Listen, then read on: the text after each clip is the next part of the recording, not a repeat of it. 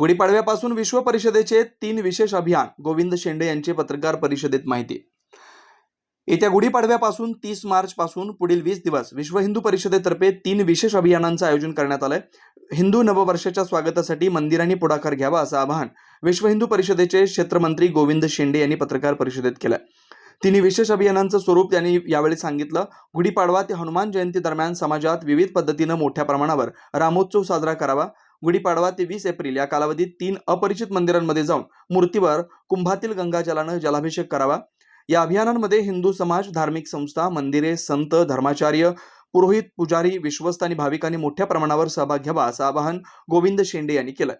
यावेळी गोविंद शेंडे यांनी महाराष्ट्राच्या मुख्यमंत्र्यांनी सभागृहात धार्मिक स्थळांवरील लाऊडस्पीकर संदर्भात केलेल्या वक्तव्यांचं स्वागत केलं.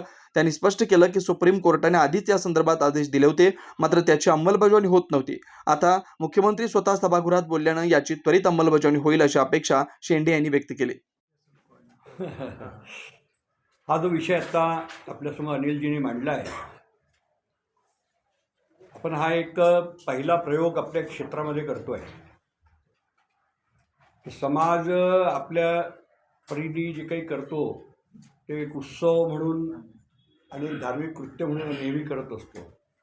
पण एक सामाजिक जाण माझी आणि सामाजिक कर्तव्य माझं की जे मोठे मंदिर आहे तिथे तर अनेक लोक जातात, पण अशी अनेक उपेक्षित मंदिर आहेत की जिथे कोणी दिवा लावायला नाही आहे, त्या रंगाई पुताई करणारं कोणी नाही आहे.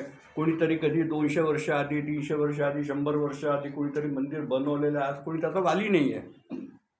तर मी फिरताना मला असा कोणतं तरी मंदिर दिसेल, त्या मोठ्या मंदिरांच्या आजूबाजूला पण अशी काही मंदिरं दिसतील, तर त्यांची जरा एकदा शहानिशा झाली तर त्याचा काहीतरी आपल्याला व्यवस्थापनाच्या दृष्टीने विचार पुढे करता येईल. हे नाही झालं म्हणून अनेक ज्या गोष्टी आपल्यासमोर आलेल्या आहेत, अनेक मंदिरं जे दबून पडलेले होते, ताळे लागलेले होते, कोणी तिथे जात नव्हतं, आता ते सगळे मंदिरं बाहेर येऊन राहिले आहेत. तर असे अनेक मंदिरं आपल्याला भेटतील की जिथे कोणी आता दर्शनाला जात नाही, दिवा लावायला जात नाही, पूजा तिथे होते, पण मंदिर आहे. तर मंदिरामध्ये जी मूर्ती आहे ती प्राण प्रतिष्ठित आहे, ते प्राण आहे. आणि तिथे जर पूजा नाही झाली, नैवेद्य नाही झालं, तर त्याचं पाप आमच्यावरती लागतं, म्हणजे ज्याने काही मंदिर बनवलं असेल त्याच्यावरती. तर म्हणून आपण त्या अशा मंदिरांची पण त्याच्यामधून आपल्याला निवड करता येईल, खोज आपल्याला होऊन जाईल, माहिती होऊन जाईल आणि त्याचं व्यवस्थापन पुढे कसं करायचं त्या दृष्टीने आपण विचार करू. हा एक त्याच्या मागचा उद्देश आहे. म्हणून आपण सर्वांनी त्याच्यामध्ये भाग घ्यावा आणि हे सगळं आम जनतेला करायचं आहे आणि मंदिरांना करायचं आहे. आणि म्हणून मंदिरांचे जे ट्रस्टी आहेत त्यांना आव्हान केलेलं आहे, वैयक्तिक भेटून केलेलं आहे, पत्रक देऊन केलेलं आहे, आणि जी आम हिंदू जनता आहे त्यांना तुमच्या माध्यमातून आव्हान करण्यात येत आहे की त्यांनी याच्यामध्ये आम्हाला सहयोग करावा. याच्याच करता आज आपली ही प्रेस आपण ठेवलेली आहे.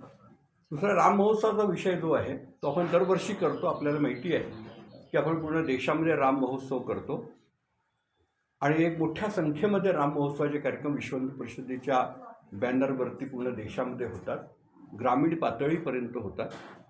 यावर्षीची आपली जी विदर्भ महाराष्ट्रामध्ये जी योजना आपण केलेली आहे ते आपण जवळपास 50,000 स्थानांवरती राम महोत्सवाचे कार्यक्रम करू. त्याच्यामध्ये काही प्रबोधनात्मक कार्यक्रम होतील, काही शोभायात्रा होतील, काही भजन कीर्तन असे काही कार्यक्रम होतील, पण प्रत्येक याच्यामध्ये काही ना काही थोडं प्रबोधनाचा कार्यक्रम प्रत्येक ठिकाणी होणार आहे. असा हे राम महोत्सव पण दरवर्षी करत असतो. त्याची थीमच आपली आहे राम मंदिर ते राष्ट्र मंदिर, अशी त्याची थीम आहे त्या राम महोत्सवाची. त्याला घेऊन आपण राम महोत्सव वर्षप्रतिपदेपासून हनुमान जन्मोत्सवापर्यंत आपण दरवर्षी करत असतो.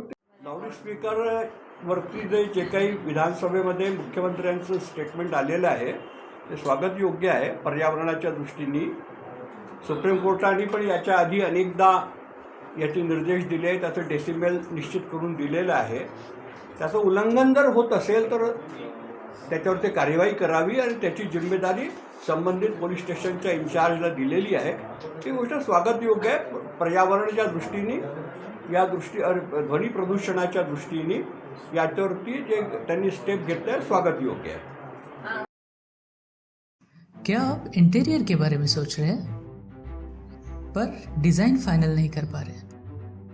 होम इंटीरियर या ऑफिस इंटीरियर, किसी भी डिज़ाइन आइडिया को रियलिटी में कैसे बदले, आज हम ये जानेंगे इंडस्ट्री एक्सपर्ट्स से।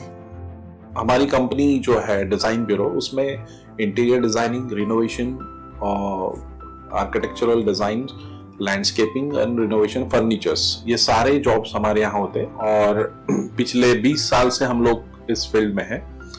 और इसमें 2 से 3 कैटेगरी आप इसको डिवाइड कर सकते हैं, जिसमें कि हम रेसिडेंशियल बोलते हैं, कमर्शियल बोलते हैं और रिनोवेशंस बोल सकते हैं। बेसिकली क्लाइंट्स की नीड्स को अंडरस्टैंड करना, सो नीड बेस्ड एनालिसिस हमारे यहाँ होता है। सो क्लाइंट्स के लिए हम लोग परफेक्ट इसलिए हो जाते हैं, या हम उनके लिए दोबारा, या किसी क्लाइंट्स के लिए हम चौथी बार काम कर रहे हैं because of their confidence with us, कि वो हमारे ऊपर रिलाई करते हैं। हम लोग अमित कम्युनिटी को पहले से ही जानते थे, तो उनको हमने बुला के उनको जो स्ट्रक्चर है, यहाँ पे ब्रिक्स वर्क चल रहा था तभी से उनको कांटेक्ट किया, उन्हीं को जगह दिखाई, उनको स्पेस डिजाइन करने के हिसाब से कांटेक्ट किया, उन्होंने डिजाइन बना के दिया काफी अच्छा। जो भी उसमें जो भी चेंजेस थे उनको वर्कआउट किया हमने। जब जो मटेरियल लेना था वो साथ में हमारे आए, सिलेक्शन के लिए आए, वो जो भी सारा सिलेक्शन उन्होंने काफी अच्छे से करवाया। जो भी उसके बाद में जो एक्सपेक्ट था उससे ज्यादा बेटर ऑफिस उन्होंने बनवाया। बजट अगर आपका लिमिटेड है तो लिमिटेड बजट में भी आप एक अच्छा इंटीरियर कर सकते हैं, ये हमारा विश्वास है। और हमारे क्लाइंट्स के लिए हम वही दे रहे हैं, और उसी से हमारा क्लाइंटल बड़ा है। हर क्लाइंट की एक अलग स्टोरी होती है, उनका एक अलग रिक्वायरमेंट्स होता है। कई बार ये सारा मिस आउट हो जाता है, हम अपने डिज़ाइन उन पे लाते हैं, वो नहीं होना चाहिए। उनको क्या चाहिए वो हम डिलीवर कर सकते हैं, बस वो उनके बारे में हमको समझना पड़ेगा। तो हमारे इसमें हम एक ही बोलते हैं कि ड्रीम कम्स ट्रू। आप ड्रीम देख रहे हो, हम उनको फुलफिल करेंगे, वो हमारी रिस्पॉन्सिबिलिटी है।